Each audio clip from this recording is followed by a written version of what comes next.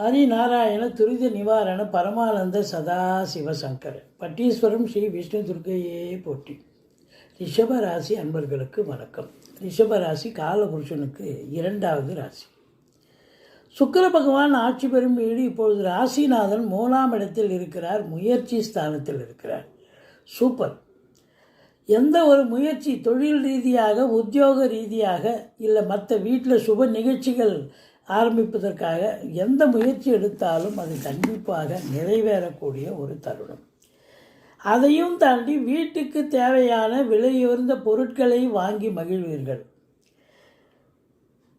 Computer, laptop, அதுபோல் பிள்ளைகளுடைய தேவைகளை கருதி வாங்கி தருவீங்க. பெண் பிள்ளையாக இருக்கும் பட்சத்தில் தங்க நகை போன்றவை வாங்கக்கூடிய ஒரு சூழலும் ஏற்படுகிறது.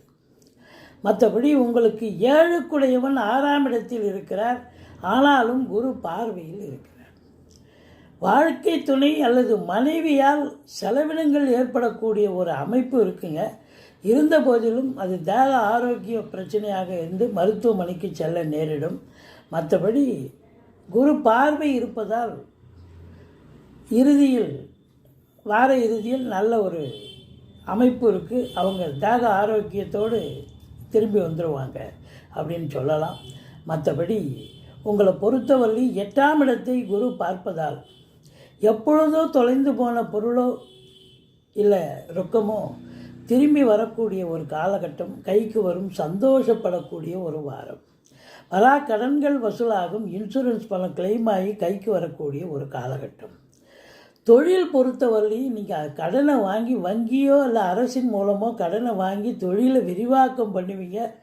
தொழிலை நல்ல இம்ப்ரூவ் பண்ணுவீங்க, அல்லது இன்னொரு பிரான்ச்சு ஓப்பன் பண்ணக்கூடிய ஒரு சூழலும் ஏற்படும்.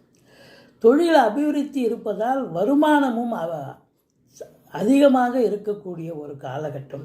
பாருங்கள், 2ஆம் இடத்துல குருவே இருக்கார். தனக்காரகன் தனஸ்தானத்தில் இருந்தால் தன பிராப்தி உண்டு, குடும்பத்தில் அமைதி உண்டு, சந்தோஷம் குதூகலம் உண்டு. உங்கள் சொல்லுக்கும் செயலுக்கும் மதிப்பு மரியாதை கண்டிப்பாக கிடைக்கக்கூடிய ஒரு காலகட்டமாகத்தான் இது விளங்கப் போகிறது என்று சொன்னால் மிகையாகாது.